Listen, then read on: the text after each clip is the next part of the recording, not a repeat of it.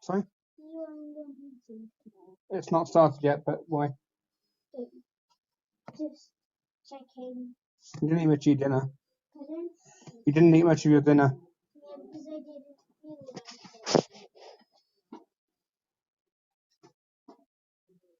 So, you know what I'm doing? This way, so. Wait, no. Did you say yes to something?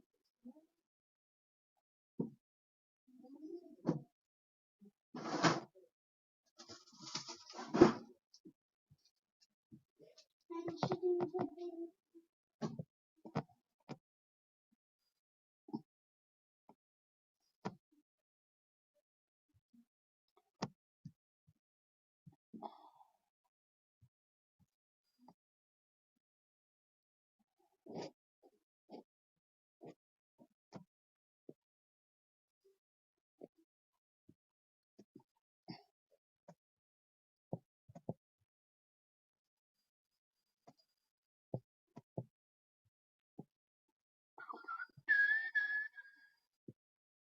Keep your cameras on during the recording. I will send this recording out probably tomorrow. I'll try and get it edited up and get it sent out late tomorrow afternoon. If you have any questions, please chuck them in the chat. We will keep an eye on the chat and we will make sure that we get all of our questions answered to the best of our ability. So without further ado, let me introduce our lead for this evening, well known to everybody in District 91 as our immediate past district director, a man that's done an awful lot for the district, and not just here in the UK but internationally as well. We are absolutely delighted once again to have the legend that is Florian Bay joining us this evening to present his webinar. Florian, floor is yours. Take it away. Thank you very much, Andy, for this introduction, and good evening, everybody. It's great to see so many of you signing up on the call this evening. District leadership, what is it all about? Back 5 years ago, I started my own district leadership journey as area director and then progressed through division director, club growth director, program quality director, and district director.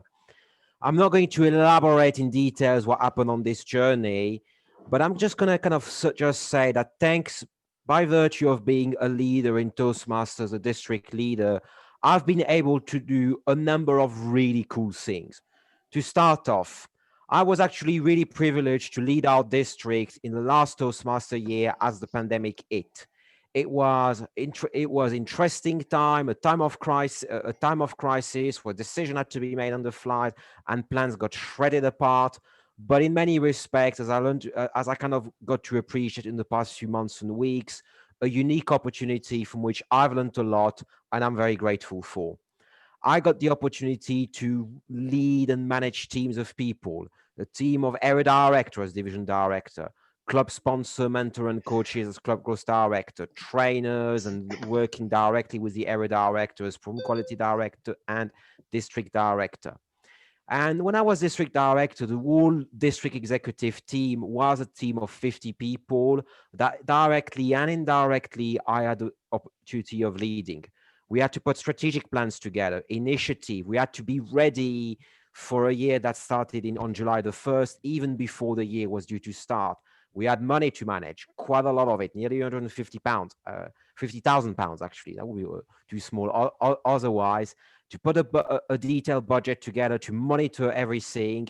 And not everybody likes numbers. I'm a numbers person. I quite liked it. But I know that if some of you want to gain some experience of finance, running budget for your career, perhaps serving as a district leader can give you some of that experience. But I'm not going to be speaking a lot this evening. I want to have a range of perspective tonight, and it's the format. I've got three panelists with me this evening. Monika, Swiderska, Leela, Bassi, and Hilary, Briggs, who have decades of leadership experience between them in Toastmasters and also outside of Toastmasters as well. This is a panel discussion. I'm going to ask our panelists to introduce themselves over a couple minutes quite soon.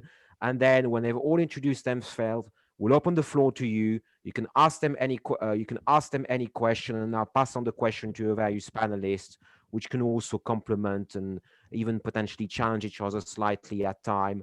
We want a healthy discussion, even maybe a little of a controversial one at time if the topics so arise. So let's get started.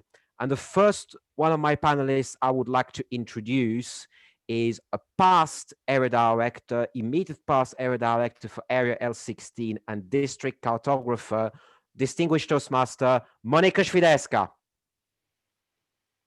Hello, everyone. Florian, thank you very much for the warm welcome. So yeah, I'm Mon, and last year I was area director for our newest area, or one of the newest areas in the district, L16 in central London, which comprised of 6 clubs at the end of the Toastmaster year. And I am also a so-called district cartographer, and I am part of alignment committee.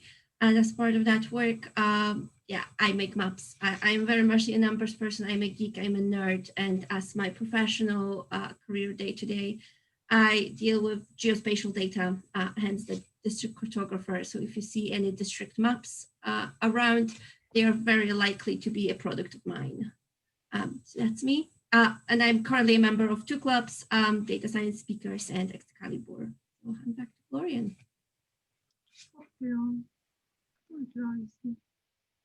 Thank you, Monika, for this lovely introduction. If you see any maps in District 91, they are made by Monika. So pay attention. We've got some superb map that she's made.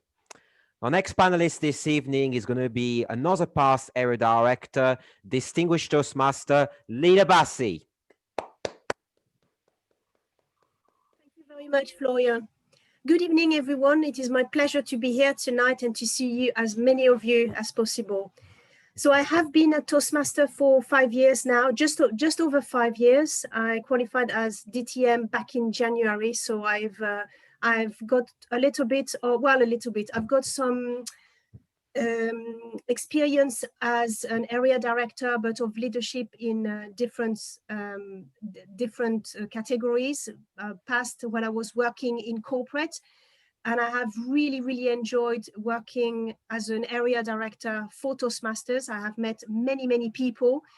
I have grown a lot, matured a lot by knowing the experience of other people, and I would be delighted to talk to you more about it later. That's me in a nutshell. Thank you.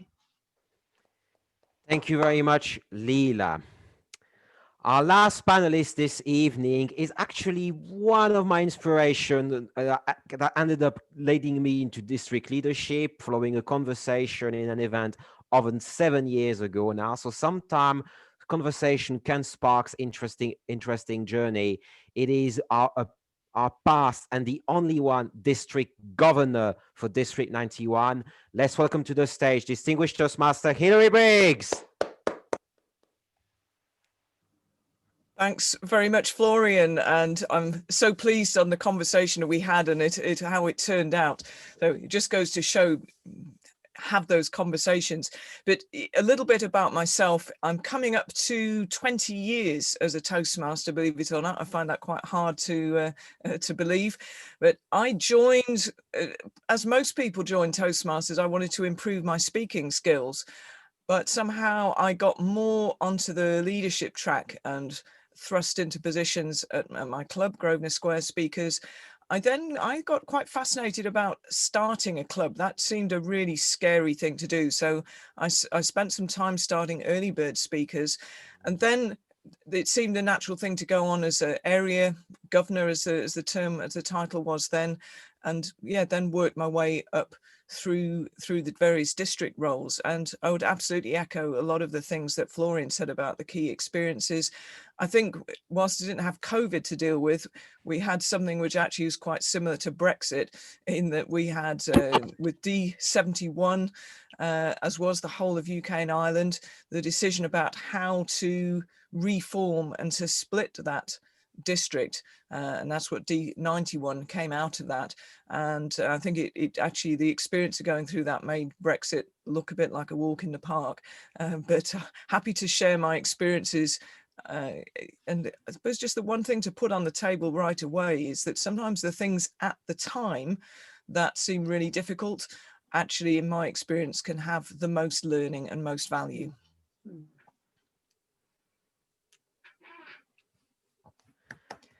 Thank you very much for this, Hilary. We're now going to open the floor to questions. If you have any question that you would like to ask, please ask them in the chat, and I will pass on the questions to our panelists as they come. We haven't had a single question so far, so who will break the ice and ask a question?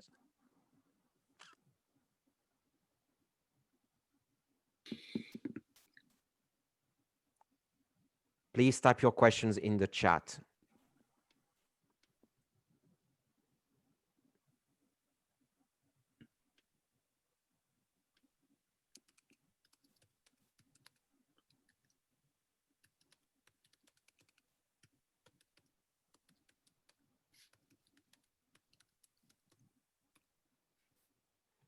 Okay, we've had a question from Eleanor, and that's a question directed at Hilary. So Hilary, which of the leadership role that you've done in Toastmasters gave you the most personal growth?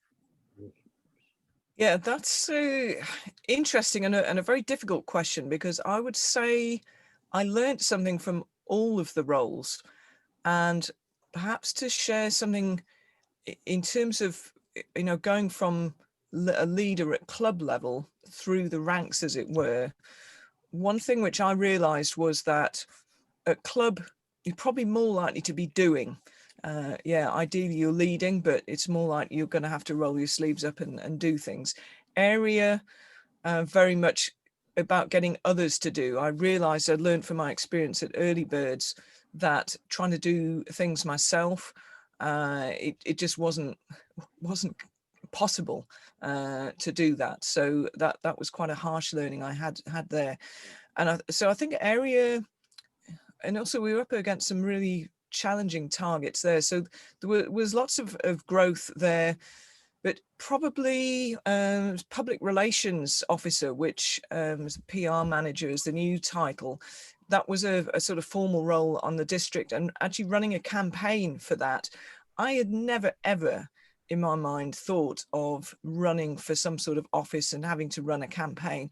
I have to say it was a real blast, and I loved it. And I think it was fun, and it was challenging in lots of ways. I mean, I see the sort of things that perhaps the likes of Pedro have gone through on the international director thing. I mean, that's just a whole other ball game. But yeah, learning at every stage. So it's hard to pin down any particular one. Okay, thank you very much for that one, Hilary. We had a question that was asked, what was the governor role? District governor, area governor, division director are all named 3,015 names for district director, area director, and division director. It's there was a name change 5 years ago to make the names more understandable. Now, very interesting question from Gemma, which I'm going to direct at all our panelists. At what stage in your Toastmaster journey did you know you were ready to take on a leadership role? Leela, would you like to open that one? Yes, certainly. Thank you, Florian. For me, I believe that when I actually started at Toastmasters, I was very inspired, is the word I'm looking for, very inspired by the president of the club at the time, and also by the VP Ed. And they were doing such a great role, and they made it look very easy in some stage. And I wanted to be in their shoes. I wanted to be able to help them. That's when they asked me to join the committee. And I said, yes, that's absolutely fine, but I really want to give more to the club. I really want to take on a more difficult role. And at the time when I first started, I was asked if I wanted to become the VP Ed, which I did. And I absolutely loved it. It gave me a lot of maturity, a lot of expertise. I built a lot of relationship with every single one of the people in the club members, because when you are actually on that journey, it really gives you an opportunity to discover one another. And that has really helped me to, I'm looking if I'm responding properly to the question here, that has really given me an opportunity to take on a leadership role. That's what it was. And of course, as soon as I finished that role, I just wanted more. And I grew into then the president and then the area director. I wanted more and more. I was hungry for more. And I think by this, I think I just wanted to be able to inspire other people just like I had been inspired myself. Excellent. Monika, would you like to follow up on the question?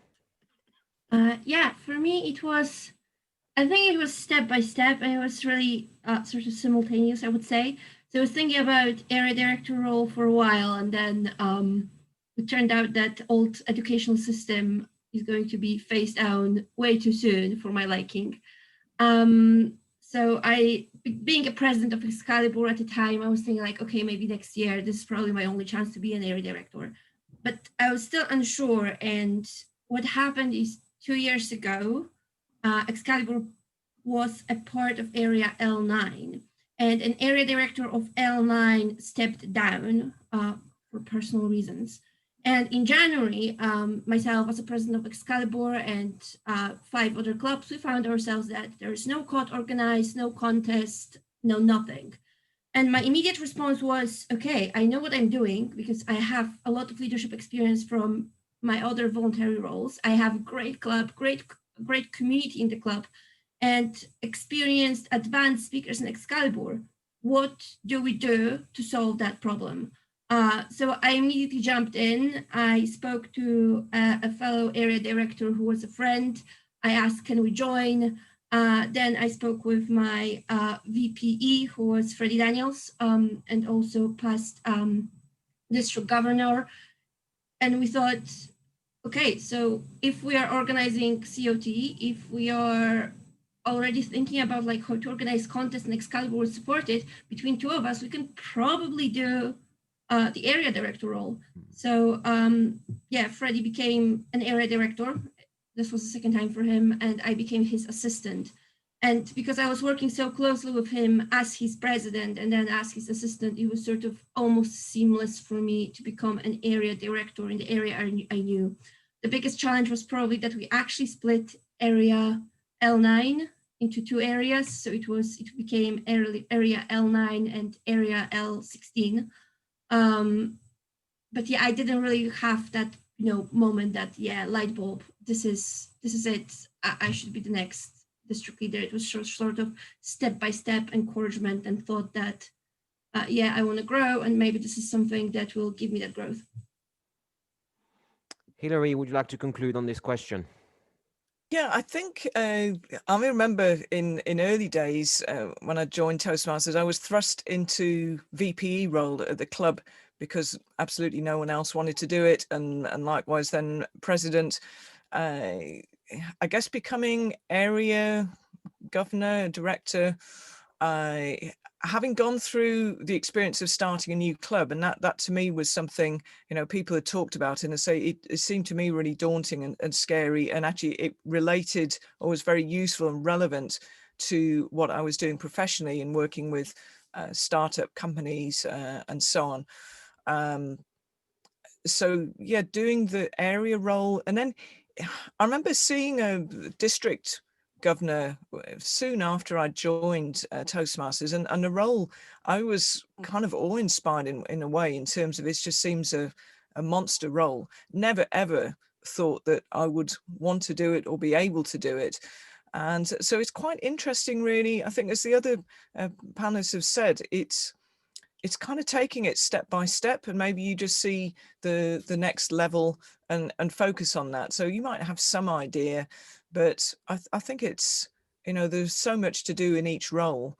It's taking this step by step. And I think, again, probably one of the most important things that I've learned, and I've seen where people have struggled and perhaps given up, it's being really clear about what your why is. Now, I know that's something that gets said quite a lot, but I think in my understanding, it's about being clear, what is it that you want to get from the role, not in a necessarily just a short transactional term. I think there has to be some things that you want to get.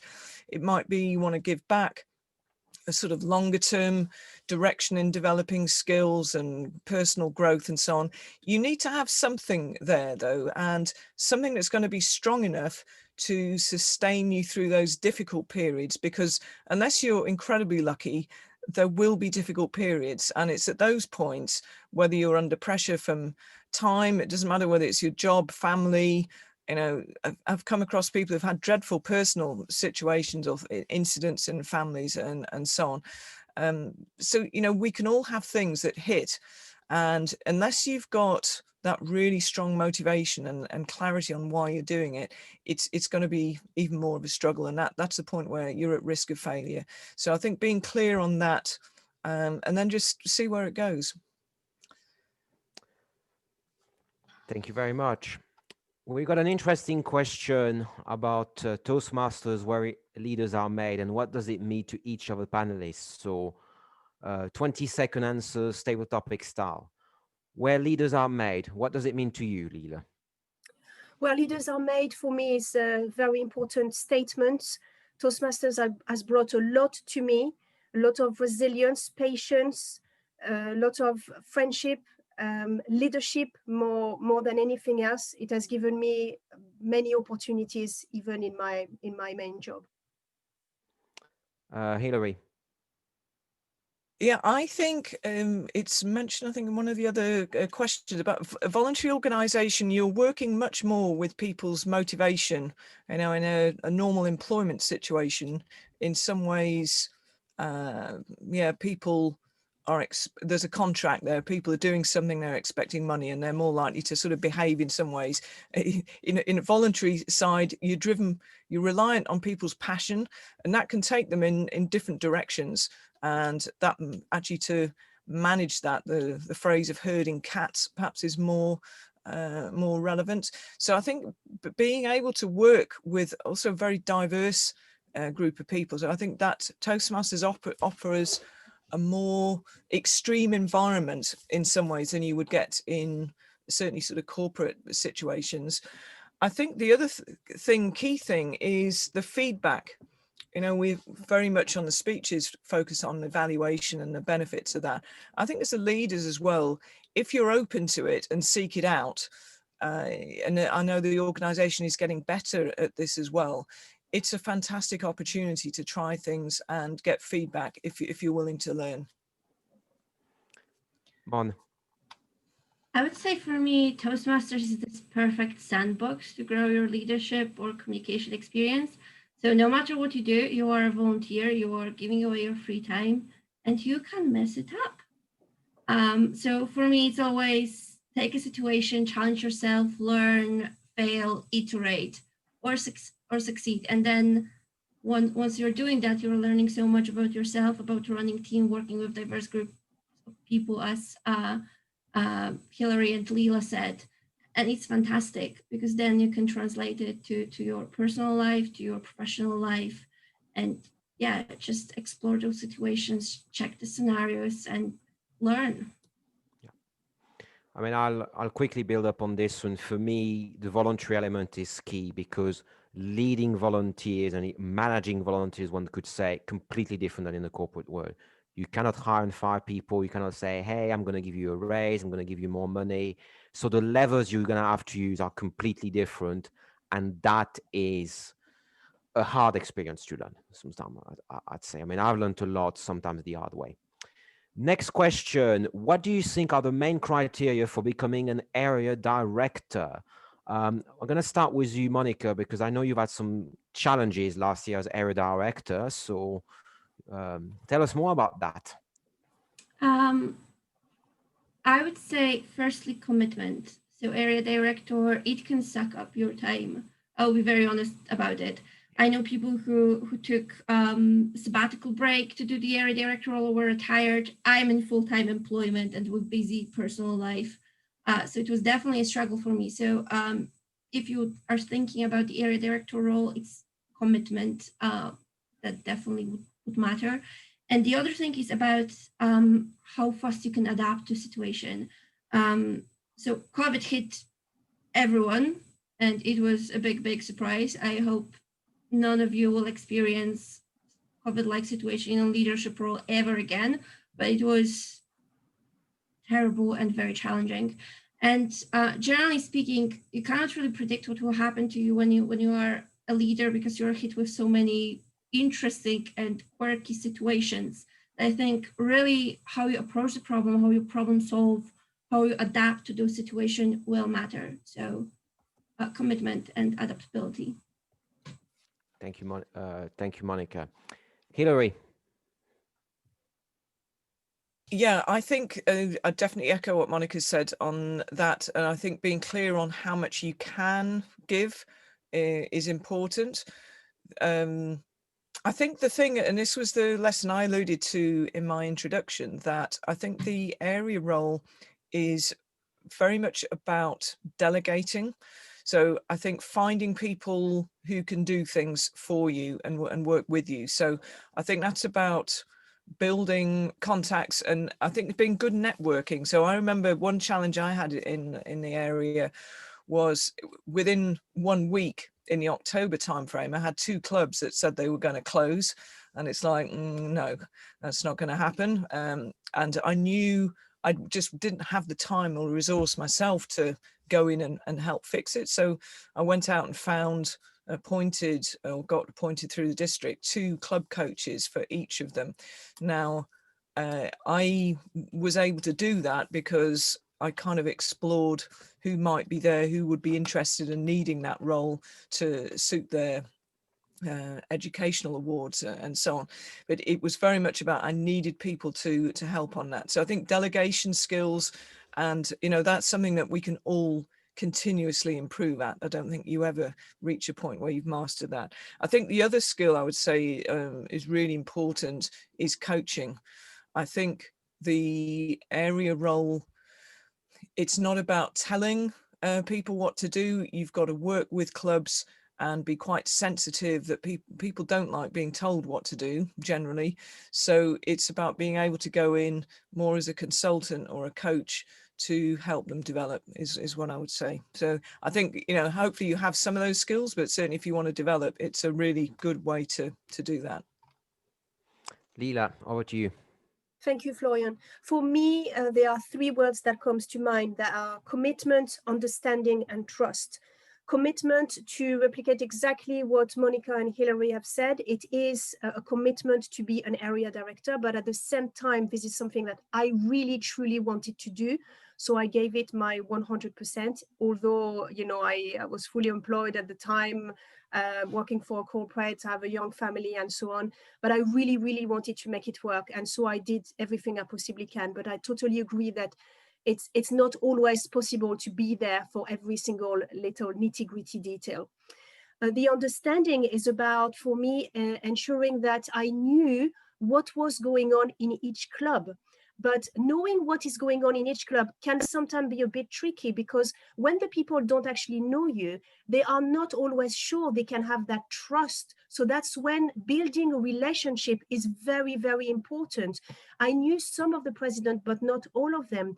And for some of them, for me, I was still new. I'm not like Hilary. I haven't been there for 20 years. So it was quite new for me. So I needed to work on my relationship and on my knowledge of Toastmasters, and also on my personal resilience as well, to ensure that I knew what I was actually doing. And to be really honest, just say, if there is something you don't know, just ask them. The presidents and some of them of the committee are the people who have been there for a long, long time, so they know what they are doing. And don't be scared about asking questions. At the very start, I was worried, oh my gosh, what are they going to think of me? No, there is none of that. We are all in this together. We are all in here to make sure that all of the clubs and all of the area is going to work, at its 100%. So that's for that. And the other thing I would also include here is also knowing, or if you don't know them, trying to understand what are the weaknesses and the strength of each club. So when there are weaknesses, you can understand, go to the district leadership and go and ask if you don't know how to do it. But just ask questions, don't hesitate. Just make sure that you are part of the team. Okay, excellent. I've had two questions on one theme coming privately to me around bandwidth and commitment and time management.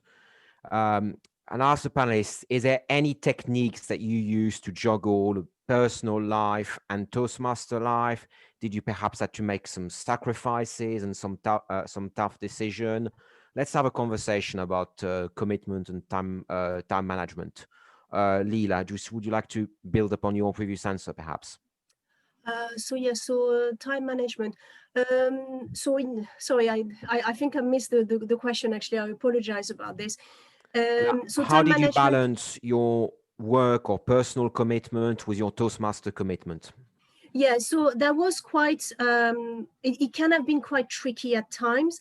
I really needed to be well organized, knowing exactly how many hours I was actually going to spend after work, after my private life, my family, ensuring that sometime, Toastmaster would have to actually come first, especially when at the time I had to go and visit 6 clubs, when I had to build all of the reports that needed to be done. I really needed to be well organized. And once you know how to do this, I think, you are a winner. You can just then say, okay, I'm going to spend 5 hours this week doing this, and I'm going to spend 1 hour doing this. It's really how you get organized for me. Monika? In truth, I didn't. I'm the kind of person who does not do things halfway, and I'm either all in or all out.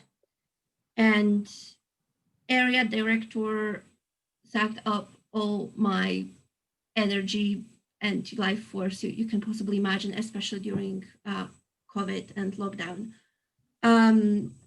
So part of that was my learning how to perhaps better manage my time, how to say no to certain things, how to find time for myself. But yeah, the reality for me, and personally for me, because I'm quite anxious person, was that my mental health suffered, my relationship suffered. Yeah, everything starting from stress to insomnia, weight gain, name it, it happened. But I think what I learned is that I had a brilliant team around me. So when I realized that I need help, I reached out to my leaders in the clubs and I said, hey guys, I need a break. Like I'm unavailable for the next 2 weeks. They're like, fine, we'll do it for you. What do you need? What do you need us to do? And I had a particular situation. I remember when, I was stressful about something, work has been busy, and one of the clubs started struggling. And I thought, okay, I know that problem. Another club in the area had exactly the same situation a couple of months earlier. So I just linked them up together and they said, okay, so we'll deal with this. We'll share with the other club all the learnings we have. You don't have to even be involved.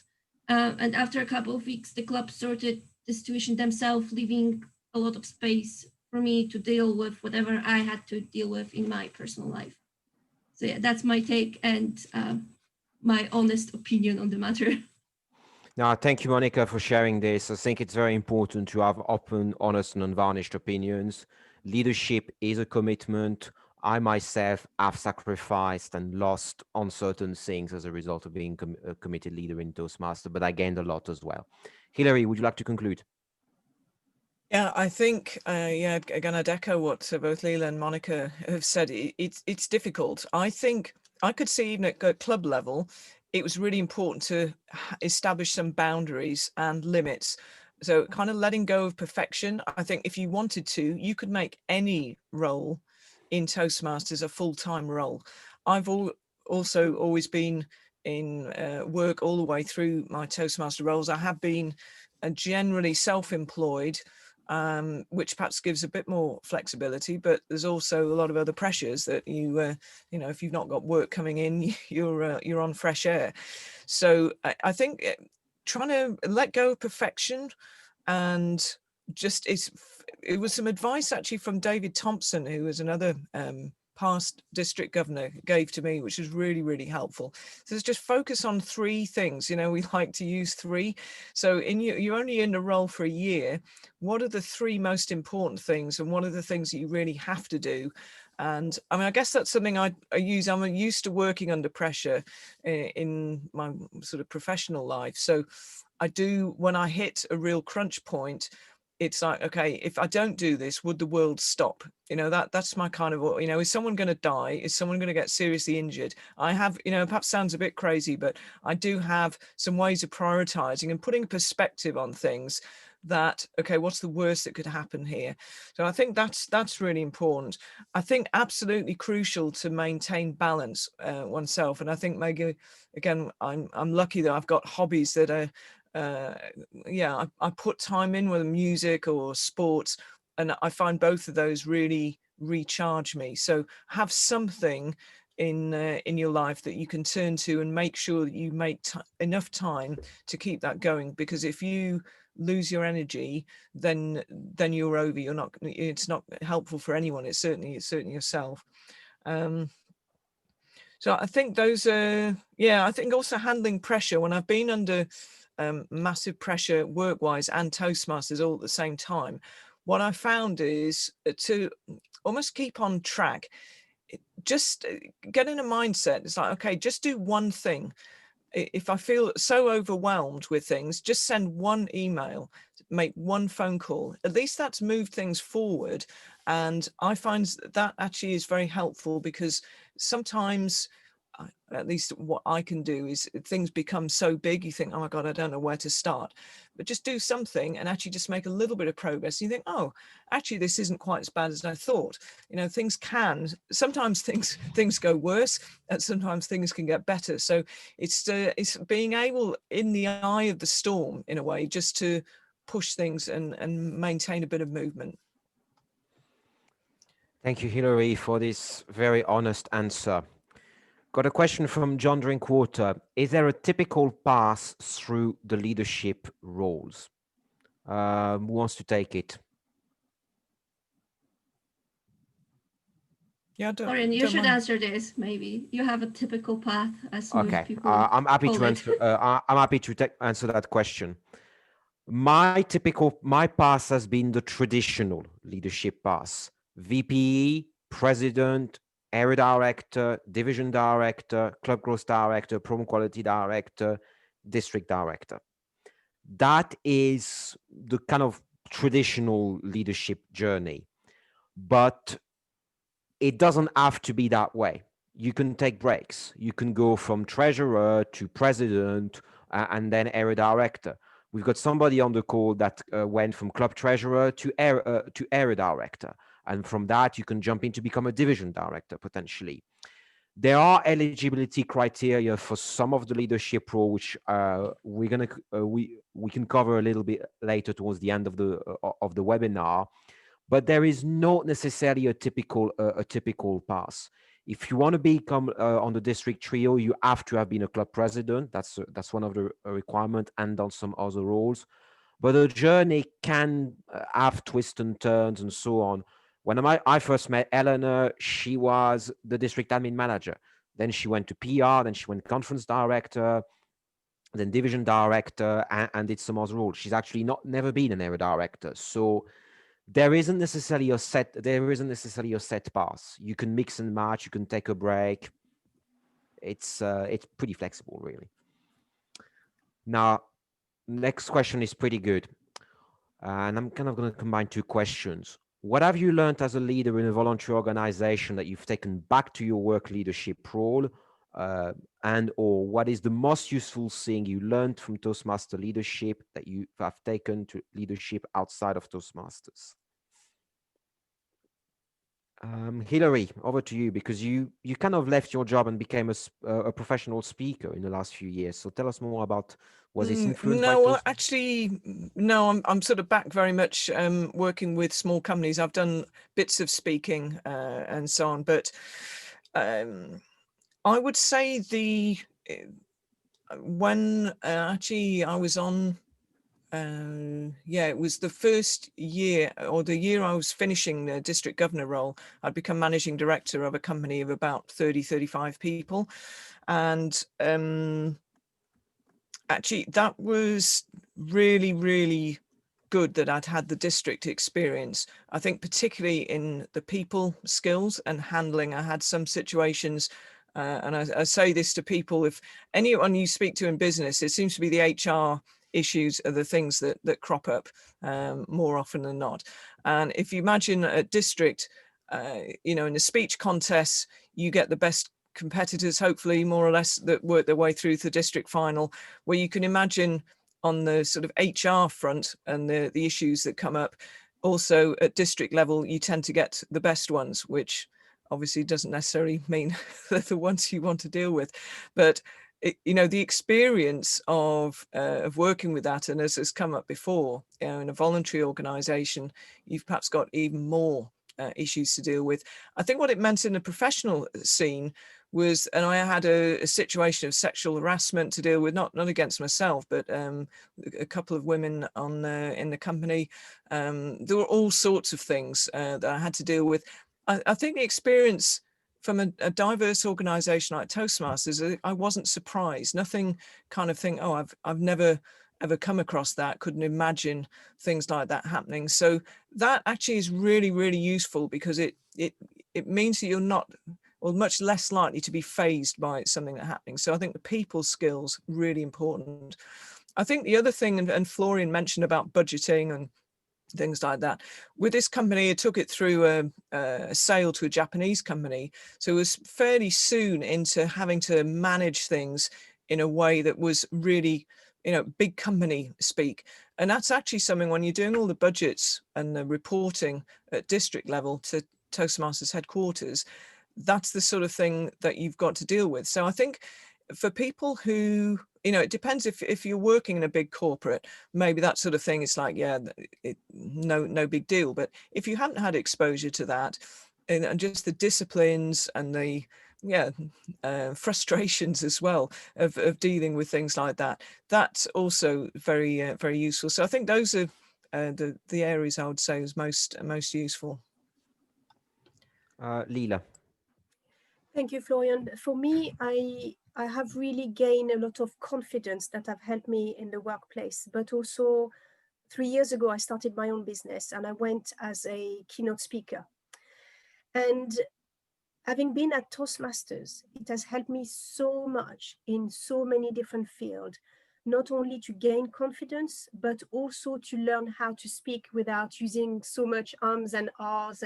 And yes, when I speak impromptu speaking, I probably still use a lot of those, but being a speaker isn't just about this, it's about learning to speak from the heart. And that is something that Toastmasters has taught me. I used to worry about what I was going to say and how I was going to say. And also because I am French, I've always worried about not using the right terminology of the English language, for instance. And Toastmaster, again, has taught me this. And these are a lot of things that Toastmasters have taught me that I've taken through my professional career as well as being a leader. I've became, you know, a CEO, and to teach other people how to do certain things that I would have never dreamed of doing before I actually learned, before I've actually been at Toastmasters. So in a nutshell, Toastmasters had taught me so much more than what I could have ever dreamed of, much more than what I've ever learned in the corporate, in all of the trainings that I've been, in all of the conferences abroad and all over the world. I have learned a lot at Toastmasters, as much as I learned out, but probably even more there. So I just want to say it's definitely a place where the leaders are made. And thank you, Toastmasters. Monika. My experience is slightly different, I would say. So I was a scout leader. So since I was 14, I was trained in a structured training to be a scout leader. So in my early 20s, I led camps for 60 to 100 children, etc. So I really took those skills, took them to Toastmasters and sort of extrapolated what I knew. But the thing that differed between my scouting experience and Toastmasters is that in Scouts, you mostly deal with children or very young adults. And they mostly listen to you, while when you're coming to Toastmasters world, not necessarily. And given I am a young professional myself, so I'm still in my 20s, I did experience some of the like ageist behavior, comments, questions, stuff like this. So how to deal with that, and then gain the confidence that, you know, you have very esteemed people, and you have people in Toastmasters who are longer in the organization that I lived on this planet. And it can be very intimidating to go into a room and be a district leader and have those guys in, and yeah, they have just so much more experience than yourself. And I thought definitely what district role taught me is being in that room with those experienced people and having the confidence that you are actually equals, and whatever you're contributing to the table is equally valuable to what the other people are contributing. And definitely I can see that behavior and this kind of attitude, I can use it in my day-to-day job. So whenever I am entering a sort of like more consultancy role or position within the company, I am confident that I can do it, or I have the experience to deal with whatever they will throw at me. Thank you. Got an interesting question there, specifically on the area director role. How do you measure the success in your term as an area director? Leela, over to you. I see you smiling.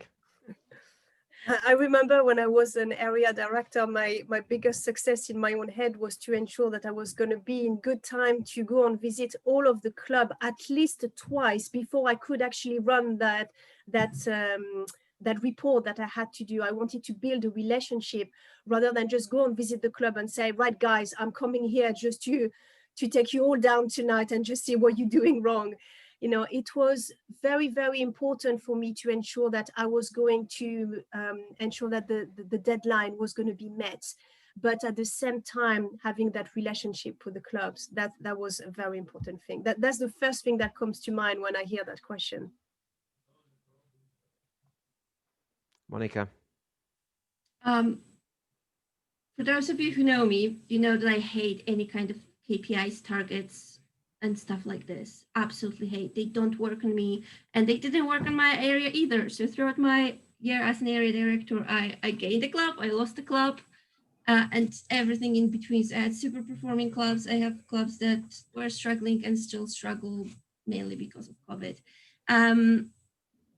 How I would measure the success, I had a new area. So that means we glued together part of L9 and L56. And upon me leaving the role as area director, I knew that whoever's coming after me will inherit a well-glued area, and that they have a community there and they are supporting one another. I wouldn't encourage anyone to look specifically out, of the targets, meaning distinguished club program points, etc., because they do not always work, and it's very easy to go there. But I remember when Freddie Daniels was doing the handover with me for the area, and he told me, your aim should be to leave the clubs slightly better than they are today. And this is what I was trying to do, which turned out to be very challenging and difficult given the lockdown and coronavirus times. Hilary. Yeah, I think as I alluded to before, I had a situation with 2 clubs that were going to close. And what was really interesting, actually, my success was to make sure that that didn't happen. And I've been thrilled to see how the club, so for those of you that know MLP, Toastmasters, and also St. Paul's Speakers, or what became St. Paul's Speakers, were the clubs that were going to fold. And so I really am really proud of what happened and how those clubs have continued to do really well. So I guess, Yeah, I definitely would echo again the thing of leaving things in a better state than when you found it, and do the best you can to move that forward. I guess if things don't quite work out, don't beat yourself up, but that's certainly was the criteria that I went on.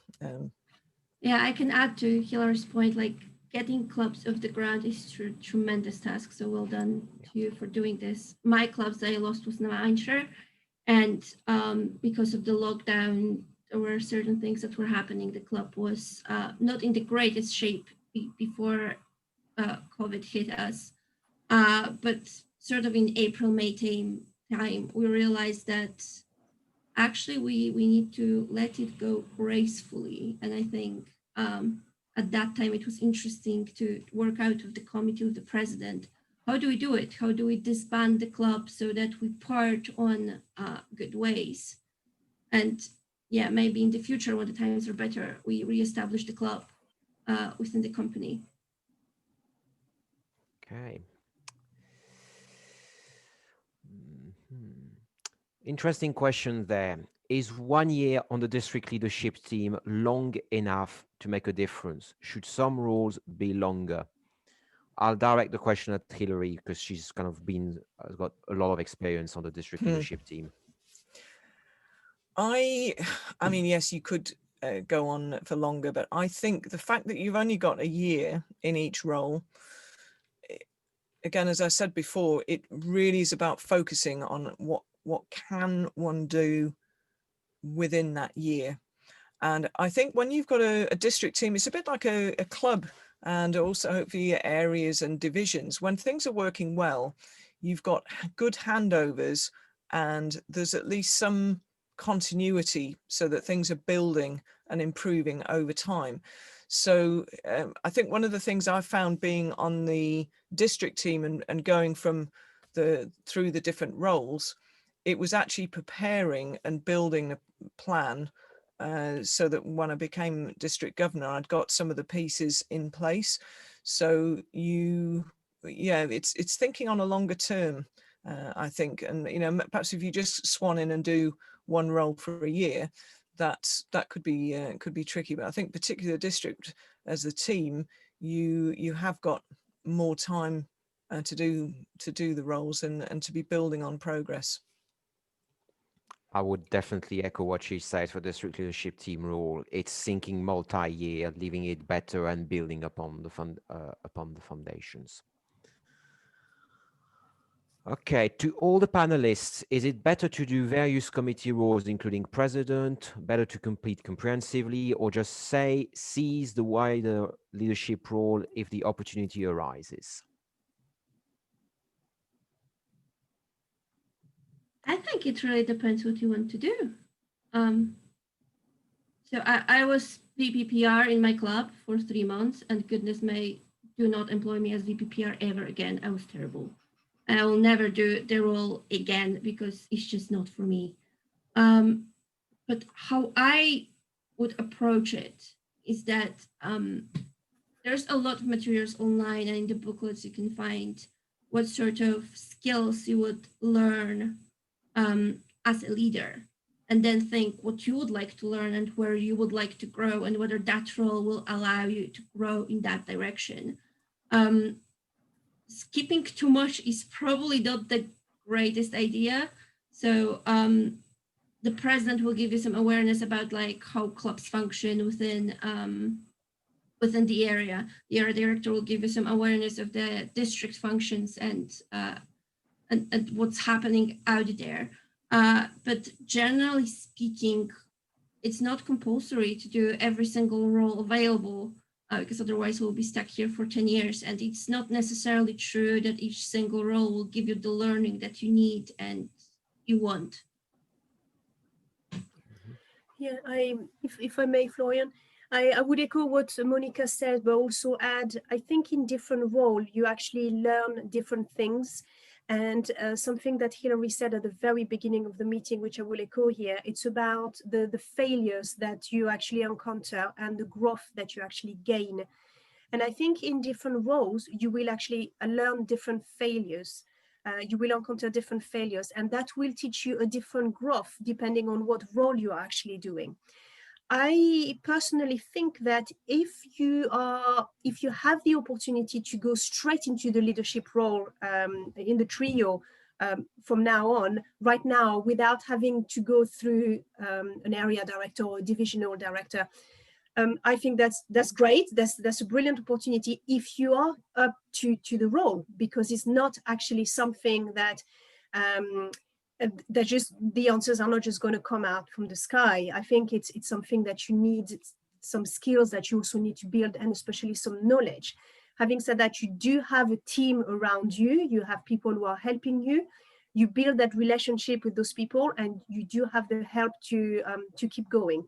But personally, from my point of view, I agree with Monika. It's true that if you start going with one by one, you might probably be there for a little while, but at the same time, it's giving you that opportunity to learn things that you don't know. Okay. Yeah, absolutely agree with both those. I think the other thing I would say, the benefit of spending more time in the organization and being around is that you are building your network. And that's something, says you come across problems and issues, the ability to be able to ask people, and people who aren't necessarily directly involved, and just be able to get experience, that is invaluable, really invaluable. So I think, yeah, building your contacts, getting to know how the organization works. And also, I guess it depends how much time have you got to put at it, and also what experience are you bringing from other things that you've done. I'm not just meaning professional life, but, you know, whatever total experience in your life, we all bring something different. So it's a mix, and you've got to make the choice. Okay.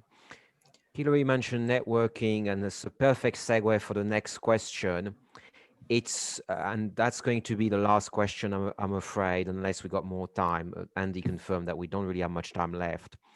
It's not what you know, it's who you know. Discuss. Who wants to start?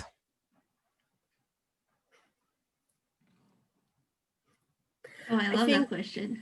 Go on, ahead. Monika. You go, Monika. Go ahead. So I work in technical discipline. I'm geospatial data scientist. That means I never know what I'm doing. It's always about searching, Googling, and trying to find the right solution, answer, problem, etc. It is who you know. So actually, what I learned in my year as an area director is that I have good skills in building relationships with people. And yeah, I didn't know a great deal of stuff. I'm terrible with admin, generally speaking, like Robert's Law of Order. Yeah, I can't even pronounce that stuff. Finance, I'm basically financially illiterate, things like this. I have no clue, but I knew people who knew. So Florian is brilliant with finances and numbers. So every time I had a problem, it was called Florian. Sarah Beckwith, who was our district parliamentarian last year, so she's amazing when it comes to rules, knowing the documents. I spent hours with her on WhatsApp trying to discuss the procedures and how to approach things. And then, you know, the wealth of experience of people in your clubs, because, you know, they're bringing experience, whether it's from other voluntary organizations or community or churches or religious organizations or work or whatever it is. They will know stuff. And if you connect with them and if you build the right relationship with them, they will help you. So yes, it's not about what you know. It's about how you learn and where you look for answers, meaning how do you approach people. Yeah, I think I found running the campaign for the PR officer, as I mentioned, I drew on the experiences of a long time school friend of mine who's very much into politics.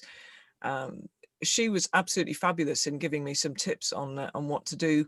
And so I think it being open and having a diverse network of contacts throughout, and just being creative almost, you know, with whatever situation you face. And that actually, I guess it's what I do professionally as well. If I'm faced in situations with startup or growth companies, there's all sorts of stuff which I don't know.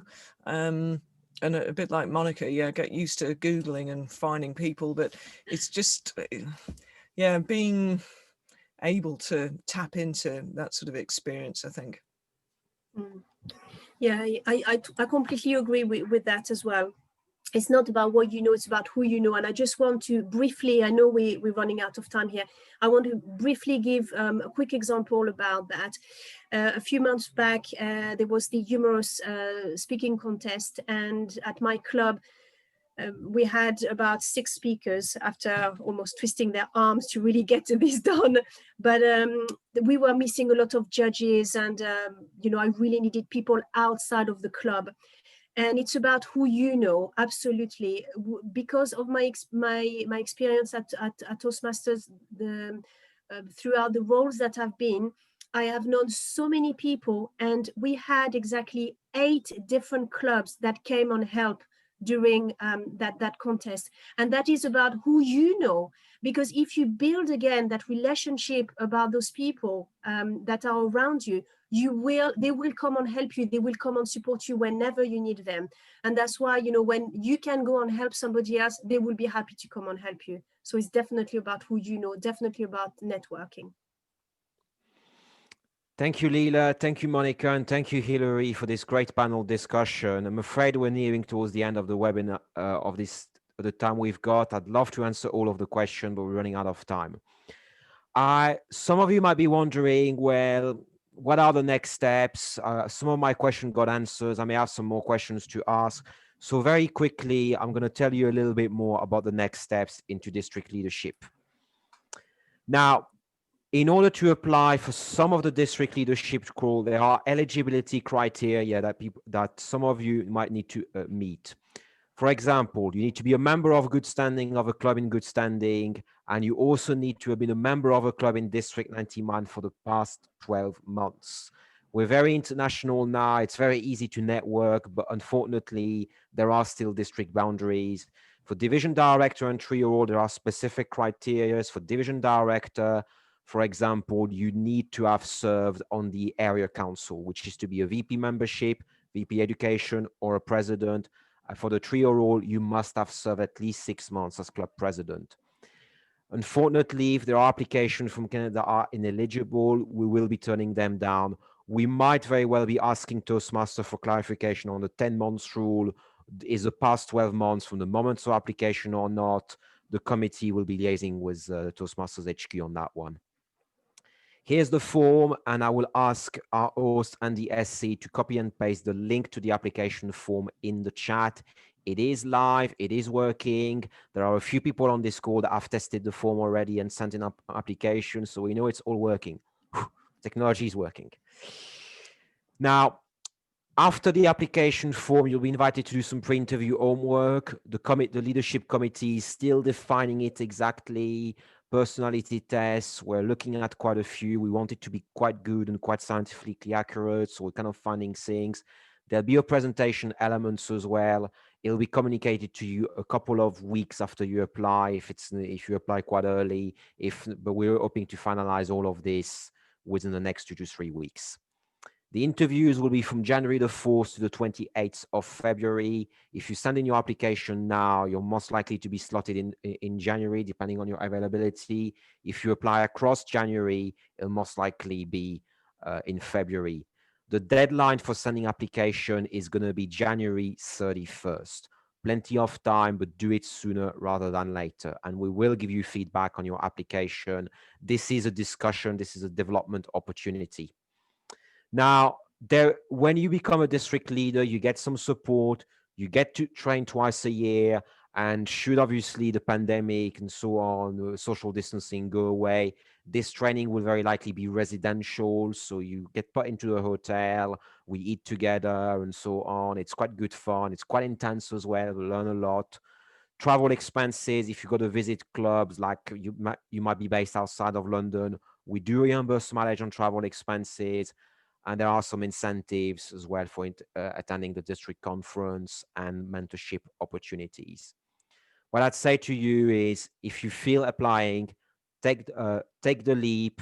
It's not because you make an application that you might be elected in the role, might choose to go for it. Monika, for example, applied to become a division director last year, but elected in the end. Actually, I don't necessarily want to go further. I'd rather develop myself as district cartographer, and this is perfectly okay. This is an interview, it's a structured process, but it is a discussion. So just apply. The worst that can happen is you actually say, I'm not going to do it, and you're going to learn a bit more about yourself as a leader. That's the worst that can apply. It's been great to have you all on board this evening. I'm really thrilled to see quite a few people from far and wide as well. It's back to you, Mr. Andy Essay, as our host. Thank you to my great panelists. They did a great job. Let's give them a big round of applause.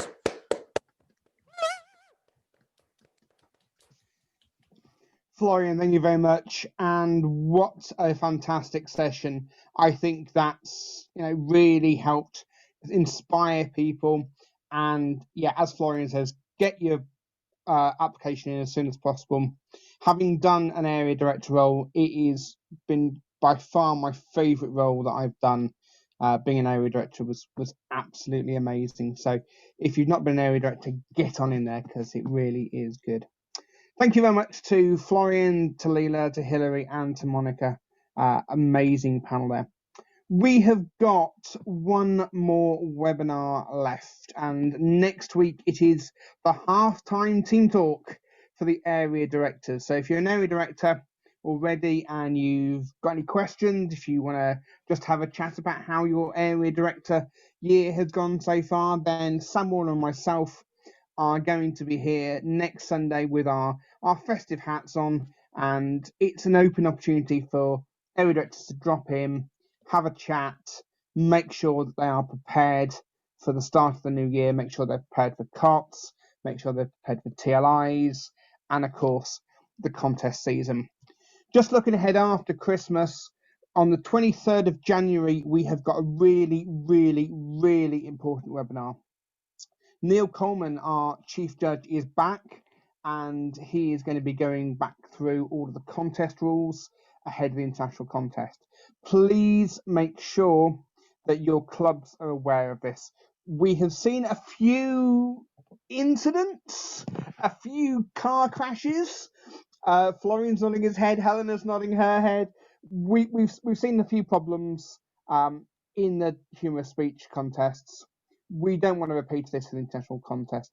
So if you can make sure that everybody is tuned in on the 23rd of January for Neil Coleman at 7 o'clock, then please do. We will be promoting this widely. We have got some great webinars coming up in the new year, but if you would like to run a webinar, then please get in touch, especially if you'd like to do something at the district conference in May. Please get in touch. We'd like to use the webinar as an opportunity for you to test run your workshops. All that remains for me to do is to thank everybody, thank all of our fantastic audience tonight for their questions. Have a wonderful week, and if I don't see you before Christmas, have a great festive period. And I will see you all again, hopefully, next Sunday at 7. So on behalf of Florian, Hilary, Leila, Monika, and myself, have a great night. Thanks so much, everybody. Good night. Good night.